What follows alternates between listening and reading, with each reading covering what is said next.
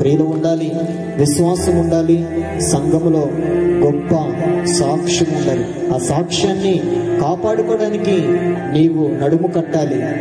అలా నోహు గారు అనేకులకి తెలియజేశాడు, దేవుని రాకడ రాబోతుంది, దేవుడి ప్రాంతాన్ని నాశనము చేయాలని చూస్తున్నాడు. అందరికి తెలియపరిచాడు. నోవహు తాత ఏంటి, జలప్రళయం రావడం ఏంటి, మేమందరము కూడా అసలు ఏనాడే వర్షము రాదే అని అనుకున్నవారు ఎగతాళిగా మాట్లాడారు, తిరస్కరించారు, వర్షం రాదు ఏమీ రాదని.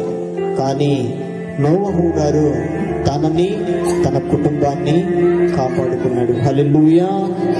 దేవుని మాట చొప్పున, దేవుడి వాగ్దానము చొప్పున తనకి తన కుటుంబానికి రక్షణ వచ్చింది. ఓడను తయారు చేశాడు.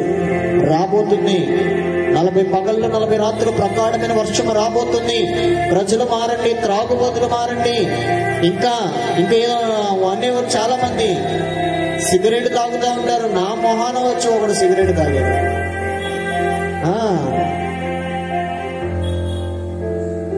సిగరెట్ అన్నప్పుడు నేను చేస్తున్న ఆఫీసులో సైట్ వచ్చిందని చెప్పేసి పార్టీ చేసుకోబోతున్నాడు. ఆ పార్టీ కొన్ని డబ్బు మిగిలింది. మనకి డబ్బు మిగిలిన మాత్రం సంతోషము కాదులే, కానీ వారికి మందు పార్టీ చేసుకోవాలి. ఆ మందు పార్టీకి నన్ను పిలిచారు. హల్లెలూయా. మరి నేను తాగొచ్చా అంటే వారు తాగపోతే అంటారు, నువ్వు వేరే వాళ్ళకి చెప్తావేమో కానీ నీకు కూడా ఇస్తామన్నారు. దుర్మార్గుడా, నీవు తాగితే తాగావు, కానీ నేను మాత్రం ఎవరికి చెప్పను రా బాబు. నీ జీవితం నీదే, నా జీవితం నాదే. నాకు ఇటువంటి అనవసరమైన విషయాలు తల దూర్చిన, అసలు ఇలాంటి విషయాలు నువ్వు తాగుతావో, కందనాడతావో, డబ్బు మిగుల్చుకుంటావో, కానీ ఇది నాకెందుకు తెలియజేస్తున్నావు దుర్మార్గుడా అని నువ్వు గద్దించినప్పుడు, నీవు వేరే వాళ్ళకి చెప్తావు కాబట్టి నీకు కూడా ఇస్తామంటున్నారు.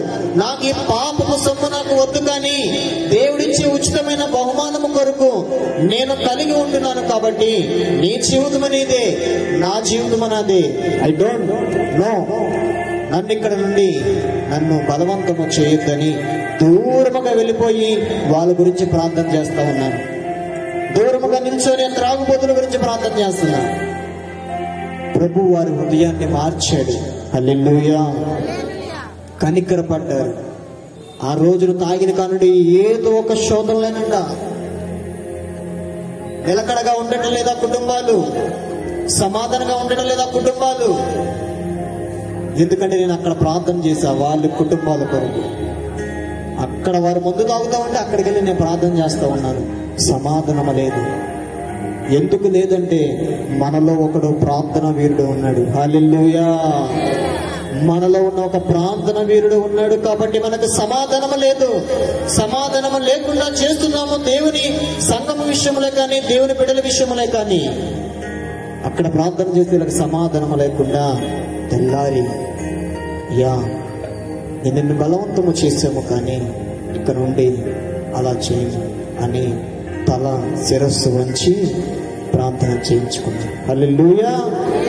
తప్పు చేశాను, కనికరపడ్డారు, పశ్చాత్తాపపడ్డారు. నీవు కూడా తలదించుకోవాలి దేవుని దగ్గర. నీవు నిన్ను నీ గర్వం, నీ అహంకారము ఉంది, నీ మంచి హోదా ఉందని విర్రవీగితే సరిపోదు. నీవు ఎంతసేపు తగ్గించుకోవాలి. మన ప్రభువు ఉన్నతమైన దేవుడు. ఆయన గొర్రెలాగా మౌనిగా ఉన్నాడు. గొర్రెలాగా తలవాలు చేశాడు. తండ్రి చిత్తాన్ని నెరవేర్చడానికి తన మోహము, తన శరీరము, తన అవయవాలు, తన తలని అంతటిని కూడా పాపులమైన మన కొరకు మనకి అర్పించేశాడు. ఆ దేవుడే ఉన్నతమైన దేవుడే. ఒక్క మాట అన్నప్పుడు పన్నెత్తు మాట అనకుండా తను తాను తగ్గించుకున్న దేవుడిని ఆరాధిస్తున్నాం మనము. మాట అంటే పడలేమయ్యా మేము,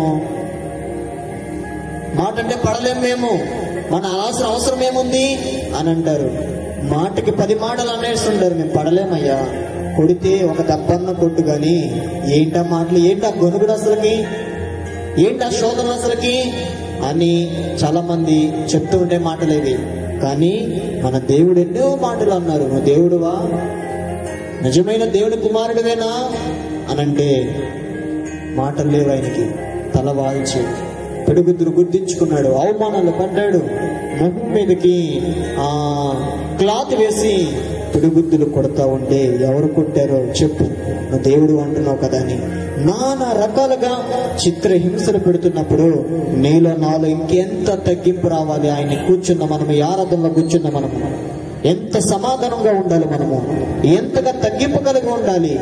దేవుడు ప్రతి దానికి లెక్క ఇస్తున్నాడు. నీకు నువ్వెంత తగ్గించుకుంటున్నావో దేవుడి మేలు అంతగా పొందుకుంటున్నావు అని అర్థము. నువ్వెంతగా శోధనలు అనుభవిస్తున్నావో అంతగా రెట్టింపు ఘనత అనుభవించుతున్నావని అర్థము. యేసుక్రీస్తు ప్రభువారు కూడా తను తగ్గించుకొని తృప్తినిగా చేసుకొని తన ప్రాణమును మన కొరకు దారపోసి పరలోకానికి వెళ్ళిన తర్వాత ఆయన అందరూ కూడా, సిలువ వేసిన అందరూ కూడా రొమ్ము కొట్టుకొని ఏడిచారు.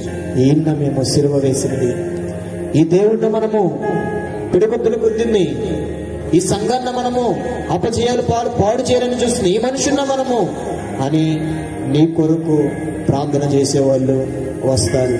అటువంటిగా దేవుడు తగ్గింపు కలిగిన యేసుక్రీస్తు ప్రభువారే ఈ రాత్రి మనలో ఆయన పాద సన్నిధి మనకు తోడుగా ఉండాలని దేవుడు మాట్లాడి ధైర్యపరుస్తున్నాడు. కాబట్టి ఆయన పాద సన్నిధి నుండి మనం ఎప్పటికీ కూడా తొలగిపోకూడదు. ఇంటి నుండి అయినా తొలగిపోవచ్చు, వ్యాధుల నుండి అయినా తొలగిపోవచ్చు, కానీ ఆయన కృప, ఆయన హస్తపు నీడలో నుండి మనం ఎప్పటికీ కూడా తొలగిపోకుందేవా.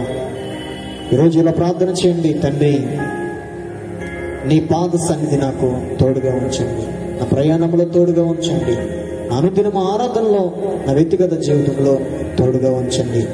మరియా ఎప్పుడైతే ప్రభు పాదాలు పట్టుకొని ఆయన తమ్ముడు కొరకు ప్రార్థిస్తుందో, మరియా నీ తమ్ముడు చనిపోలేదు, నీవు నమ్మితే విశ్వసించగలిగిన వాడువుగా దానివుగా నువ్వు ఉంటే నీ జీవితంలో కూడా దేవుడు మేలు చేస్తాడు. కాళ్ళ ఉంచుదాం, ప్రార్థన చేసుకుందాం.